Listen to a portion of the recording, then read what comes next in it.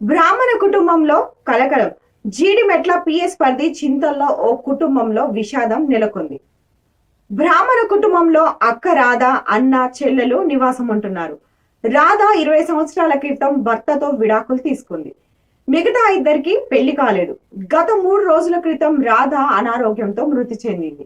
మతి స్థిమితం లేని అన్న, చెల్లెలు అక్క మృతదేహానికి అంత్యక్రియలు కూడా చేయకుండా ఇంట్లోనే ఉంచారు. ఇంట్లో చనిపోయిన మహిళ శవంతోనే 3 రోజులుగా అదే ఇంట్లో సాధారణ జీవనం సాగిస్తున్నారు. ఇంట్లో నుండి తీవ్ర దుర్వాసన రావడంతో పక్కింటి వారు పోలీసులకు సమాచారం ఇచ్చారు.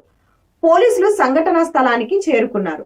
కుటుంబీకుల మతి సింప్తం సరిగా లేకనే ఈ విషయం బయటకు రాలేదని అనుమానించిన పోలీసులు మృతదేహాన్ని తరలించి కేసు నమోదు చేసుకుని దర్యాప్తు చేస్తున్నారు. పూర్తి వివరాలు ఇంకా తెలియాల్సి ఉంది.